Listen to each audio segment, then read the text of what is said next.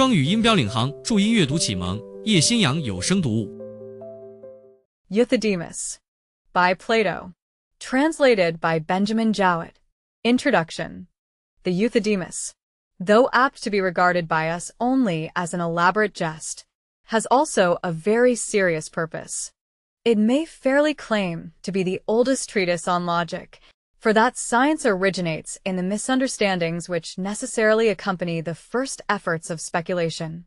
Several of the fallacies which are satirized in it reappear in the Sophisticae Elenchi of Aristotle and are retained at the end of our manuals of logic.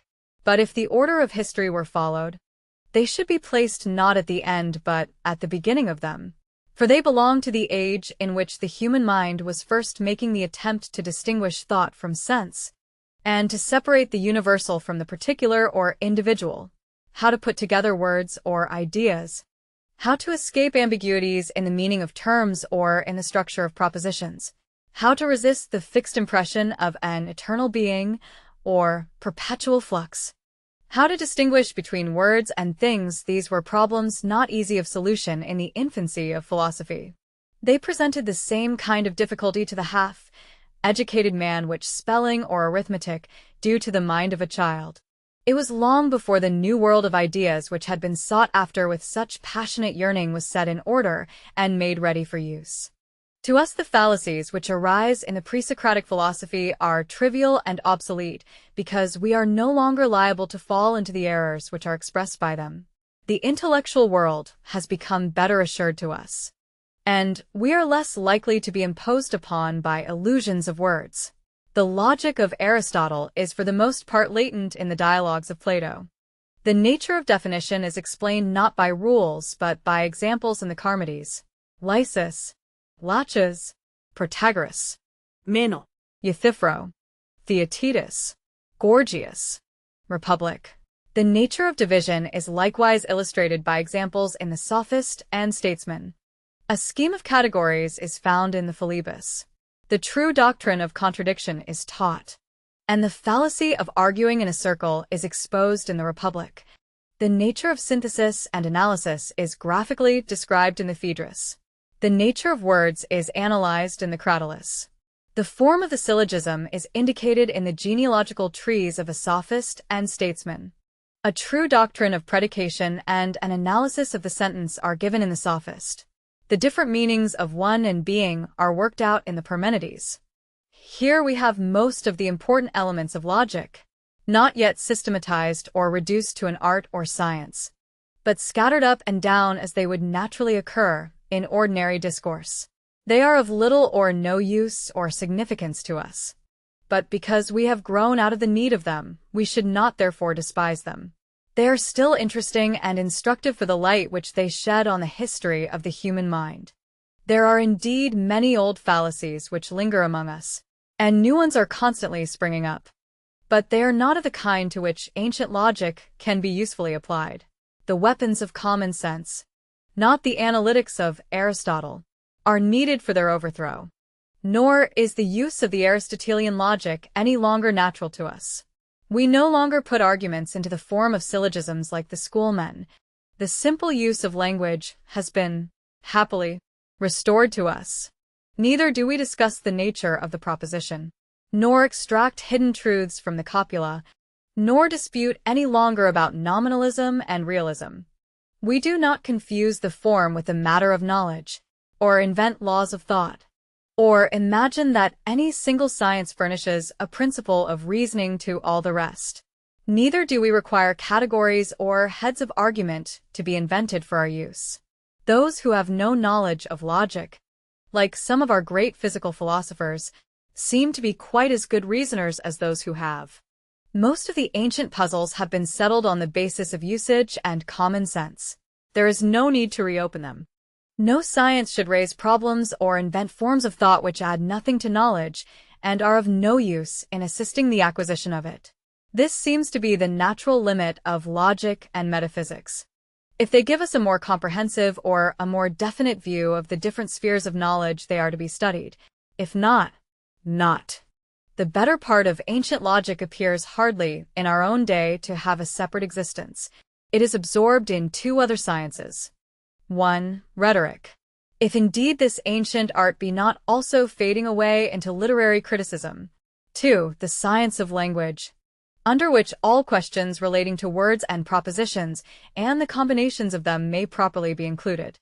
To continue dead, or imaginary sciences, which make no signs of progress and have no definite sphere, tends to interfere with the prosecution of living ones. The study of them is apt to blind the judgment and to render men incapable of seeing the value of evidence, and even of appreciating the nature of truth. Nor should we allow the living science to become confused with the dead by an ambiguity of language. The term logic has two different meanings, an ancient and a modern one, and we vainly try to bridge the gulf between them. Many perplexities are avoided by keeping them apart. There might certainly be a new science of logic. It would not, however, be built up out of the fragments of the old, but would be distinct from them relative to the state of knowledge which exists at the present time, and based chiefly on the methods of modern inductive philosophy. Such a science might have two legitimate fields. First, the refutation and explanation of false philosophies still hovering in the air as they appear from the point of view of later experience or are comprehended in the history of the human mind as in a larger horizon. Secondly, it might furnish new forms of thought more adequate to the expression of all the diversities and oppositions of knowledge which have grown up in these latter days. It might also suggest new methods of inquiry derived from the comparison of the sciences. Few will deny that the introduction of the words subject and object and the Hegelian reconciliation of opposites have been most gracious aids to psychology, or that the methods of Bacon and Mill have shed a light far and wide on the realms of knowledge. These two great studies, the one destructive and corrective of error, the other conservative and constructive of truth, might be a first and second part of logic. Ancient logic would be the propedeutic or gative approach to logical science, nothing more. But to pursue such speculations further, though not irrelevant, might lead us too far away from the argument of the dialogue. The Euthydemus is, of all the dialogues of Plato, that in which he approaches most nearly to the comic poet. The mirth is broader, the irony more sustained. The contrast between Socrates and the two sophists, although veiled, penetrates deeper than in any other of his writings. Even Thrasymachus, in the Republic, is at last pacified, and becomes a friendly and interested auditor of the great discourse. But in the Euthydemus the mask is never dropped. The accustomed irony of Socrates continues to the end. Socrates narrates to Crito a remarkable scene in which he has himself taken part, and in which the two brothers, Dionysodorus and Euthydemus, are the chief performers. They are natives of Chios, who had settled at Thurii, but were driven out, and in former days had been known at Athens as professors of rhetoric and of the art of fighting in armor. To this they have now added a new accomplishment, the art of eristic, or fighting with words, which they are likewise willing to teach for a consideration. But they can also teach virtue in a very short time and in the very best manner. Socrates, who is always on the lookout for teachers of virtue, is interested in the youth Cleinias, the grandson of the great Alcibiades, and is desirous that he should have the benefit of their instructions. He is ready to fall down and worship them, although the greatness of their professions does arouse in his mind a temporary incredulity. A circle gathers round them, in the midst of which are Socrates, the two brothers, the youth Cleinias, who is watched by the eager eyes of his lover Tisiphus, and others. The performance begins, and such a performance as might well seem to require an invocation of memory and the muses. It is agreed that the brothers shall question Cleinias. Cleinias, says Euthydemus, who learn the wise or the unwise. The wise, is the reply, given with blushing and hesitation. And yet when you learned you did not know and were not wise. Then Dionysodorus takes up the ball. Who are they who learn dictation of the grammar master? The wise or the foolish boys? The wise. Then, after all, the wise learn. and do they learn, said Euthydemus. What they know, or what they do not know, the latter. And dictation is a dictation of letters? Yes. And you know letters? Yes. Then you learned what you know. But, retorts Dionysodorus, is not learning acquiring knowledge? Yes. And you acquire that which you have not got already? Yes. Then you learn that which you do not know. Socrates is afraid that the youth Cleinias may be discouraged at these repeated overthrows. He therefore explains to him the nature of the process to which he is being subjected. The two strangers are not serious. There are jests at the mysteries which precede the enthronement, and he is being initiated into the mysteries of the sophistical ritual. This is all a sort of horseplay, which is now ended. The exhortation to virtue will follow, and Socrates himself, if the wise men will not laugh at him, is desirous of showing the way in which such an exhortation should be carried on, according to his own poor notion. He proceeds to question Cleinias. The result of the investigation may be summed up as follows. All men desire good, and good means the possession of goods, such as wealth, health, beauty, birth, power, honor, not forgetting the virtues and wisdom. And yet, in this enumeration, the greatest good of all is omitted. What is that? Good fortune. But what need is there of good fortune when we have wisdom already? In every art and business are not the wise also the fortunate? This is admitted. And, again, the possession of goods is not enough. There must also be a right use of them, which can only be given by knowledge. In themselves they are neither good nor evil. Knowledge and wisdom are the only good, and ignorance and folly the only evil. The conclusion is that we must get wisdom.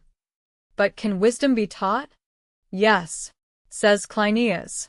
The ingenuousness of the youth delights Socrates, who is at once relieved from the necessity of discussing one of his great puzzles.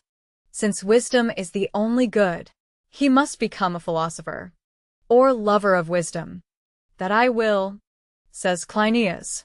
After Socrates has given this specimen of his own mode of instruction, the two brothers recommence their exhortation to virtue, which is of quite another sort. You want Cleinias to be wise? Yes. And he is not wise yet? No. Then you want him to be what he is not. And not to be what he is? Not to be, that is, to perish. Pretty lovers and friends you must all be. Here Ctesippus, the lover of Cleinias, interposes in great excitement, thinking that he will teach the two sophists a lesson of good manners. But he is quickly entangled in the meshes of their sophistry, and as a storm seems to be gathering, Socrates pacifies him with a joke, and Ctesippus then says that he is not reviling the two sophists, he is only contradicting them. But, says Dionysodorus, there is no such thing as contradiction. When you and I describe the same thing, or you describe one thing, and I describe another, how can there be a contradiction? Ctesippus is unable to reply.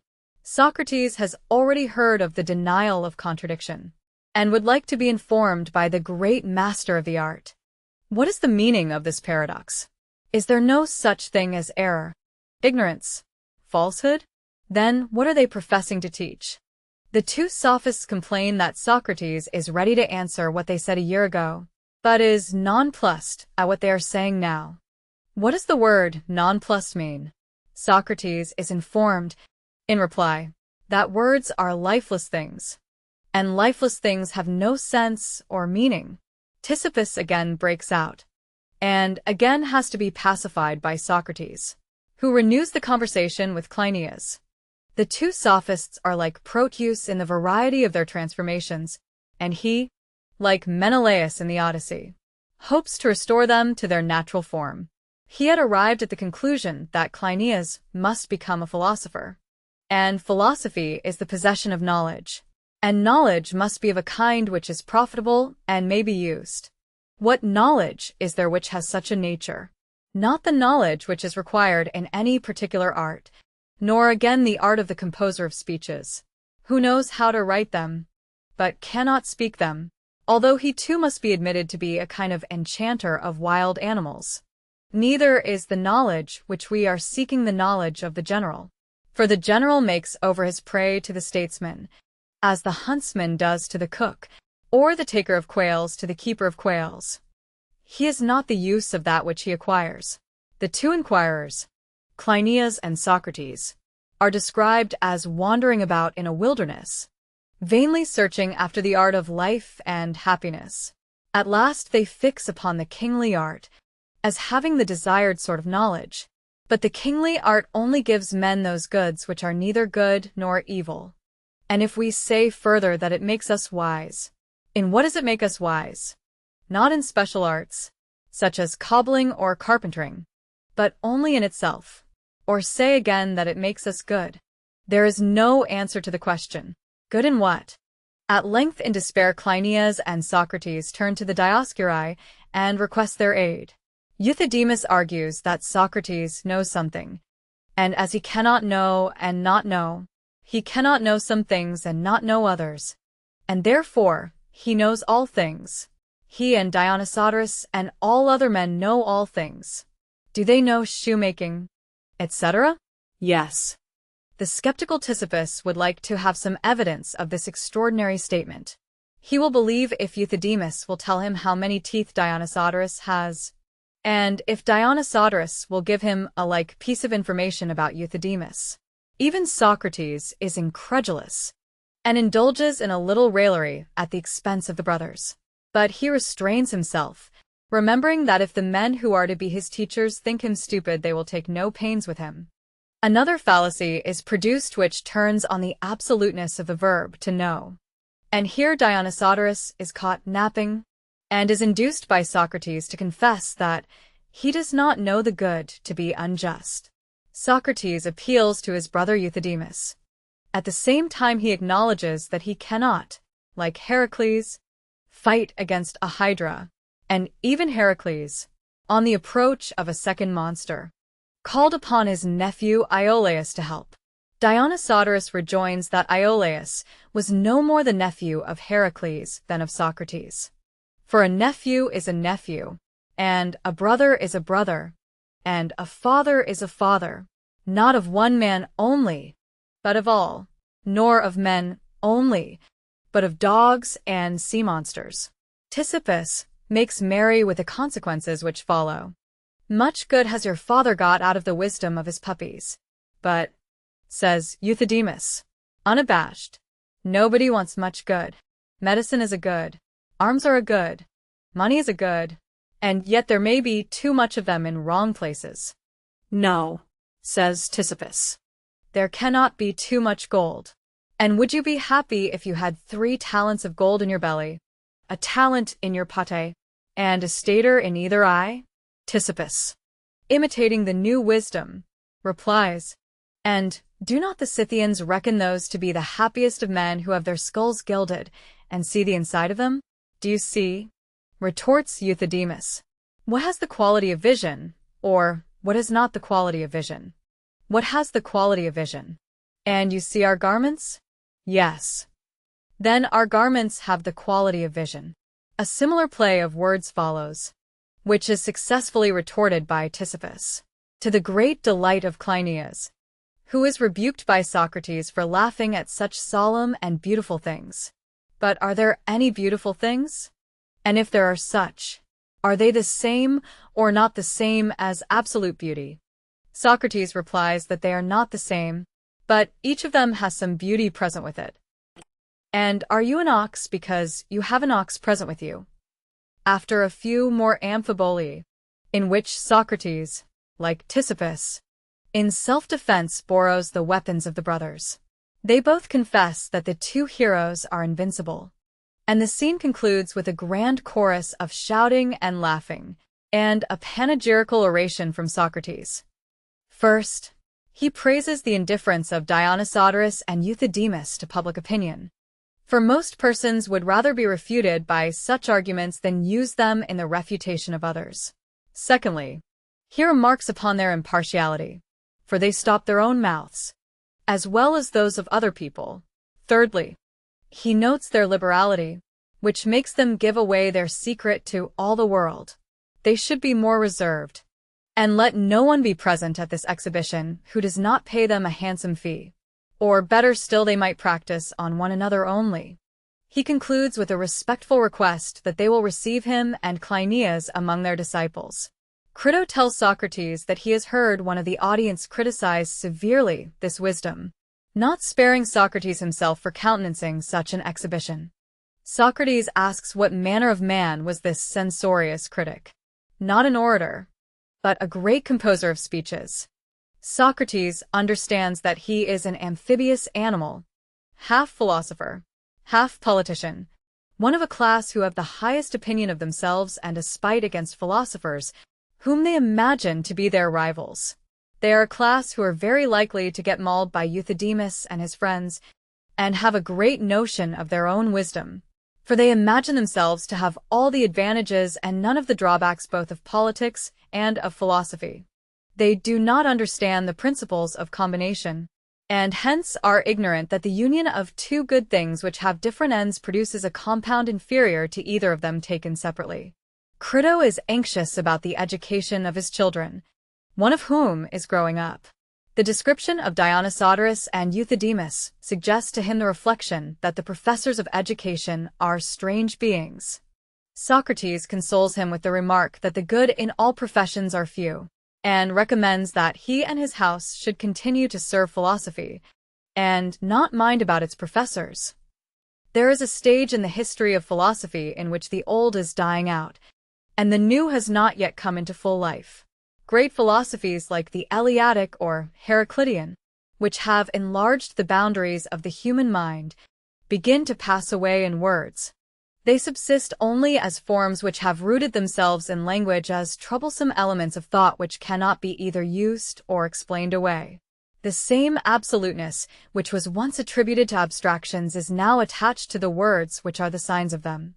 The philosophy which in the first and second generation was a great and inspiring effort of reflection, in the third becomes sophistical, verbal, eristic. It is this stage of philosophy which Plato satirizes in the Euthydemus. The fallacies which are noted by him appear trifling to us now, but they were not trifling in the age before logic, in the decline of the earlier Greek philosophies, at a time when language was first beginning to perplex human thought. Besides, he is caricaturing them. They probably received more subtle forms at the hands of those who seriously maintained them. They are patent to us in Plato, and we are inclined to wonder how anyone could ever have been deceived by them. But we must remember also that there was a time when the human mind was only with great difficulty disentangled from such fallacies. To appreciate fully the drift of the Euthydemus, we should imagine a mental state in which, not individuals only, but whole schools during more than one generation, were animated by the desire to exclude the conception of rest, and therefore the very word this, theat, from language, in which the ideas of space, time, matter, motion, were proved to be contradictory and imaginary, in which the nature of qualitative change was a puzzle, and even differences of degree, when applied to abstract notions, were not understood, in which there was no analysis of grammar, and mere puns or plays of words received serious attention, in which contradiction itself was denied, and, on the one hand, every predicate was affirmed to be true of every subject, and, on the other, it was held that no predicate was true of any subject, and that nothing was, or was known, or could be spoken. Let us imagine disputes carried on with religious earnestness and more than scholastic subtlety, in which the catchwords of philosophy are completely detached from their context. Compare theat. To such disputes the humor, whether of Plato, in the ancient, or of Pope and Swift in the modern world, is the natural enemy. Nor must we forget that in modern times also there is no fallacy so gross, no trick of language so transparent, no abstraction so barren and unmeaning, no form of thought so contradictory to experience, which has not been found to satisfy the minds of philosophical inquirers at a certain stage, or when regarded from a certain point of view only. The peculiarity of the fallacies of our own age is that we live within them, and are therefore generally unconscious of them. Aristotle has analyzed several of the same fallacies in his book De Sophisticis Elenchis, which Plato, with equal command of their true nature, has preferred to bring to the test of ridicule. At first we are only struck with the broad humor of this reductio ad absurdum. Gradually we perceive that some important questions begin to emerge. Here, as everywhere else, Plato is making war against the philosophers who put words in the place of things, who tear arguments to tatters, who deny predication, and thus make knowledge impossible, to whom ideas and objects of sense have no fixedness, but are in a state of perpetual oscillation and transition. Two great truths seem to be indirectly taught through these fallacies. 1. The uncertainty of language, which allows the same words to be used in different meanings, or with different degrees of meaning. 2. The necessary limitation or relative nature of all phenomena. Plato is aware that his own doctrine of ideas, as well as the Eleatic being and not being, alike admit of being regarded as verbal fallacies. The sophism advanced in the Meno,